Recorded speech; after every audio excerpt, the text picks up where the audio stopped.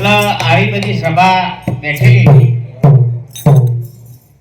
એટલે આ રાજાએ ટેબલ ઉપર બે હીરા લાવી મૂક્યા. રાજાએ કીધું કે ભાઈ આ બે હીરા છે, એમાં એક હીરો ખોટો છે અને એક હીરો સાચો છે. અને આ જે બધા બેઠા છો આ બે હીરાની પરખ કરવાની છે કે ચિયો હીરો સાચો છે અને ચિયો હીરો ખોટો છે. એટલા બધા જે બેઠેલા હતા એને જોઈ અને બધા નેચ જ મૂકવા મળ્યા. એટલે બે હીરા સેમ ટુ સેમ એક જેવા, વજને હરખો, કાંટે હરખો, બધી રીતે હરખો. એટલે આપણે ચિયા હીરાને ખોટો કહેવો. એટલા બધા વિચાર કરવા માંડ્યા. બધા કોઈ પરખ કરી ના એક હીરાની. પણ એક ફરતો ઓખેથી વધડો અને આવ્યો કે ભાઈ તમે કહેતા હો તો હું આ હીરાની પરખ કરું.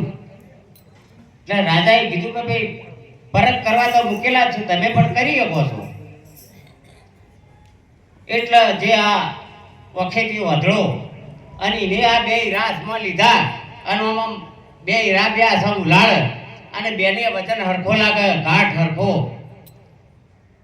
પછી મને બે હીરા એક આ કોનમાં મૂક્યો ને એક આ કોનમાં મૂક્યો. એટલે એક કોનમાં હીરો ઠંડો લાગ્યો અને બીજા કોનમાં હીરો ગરમ લાગ્યો.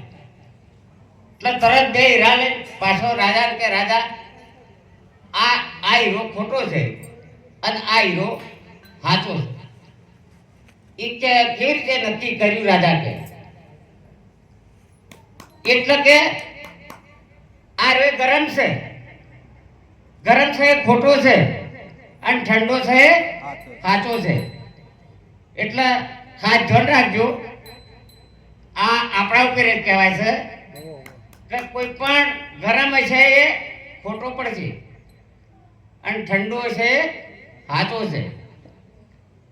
એટલે ખાસ કરીને આપણે આપણા માતા પિતાની જે કોઈ પણ સેવા કરતો છે એ સાચો હીરો છે.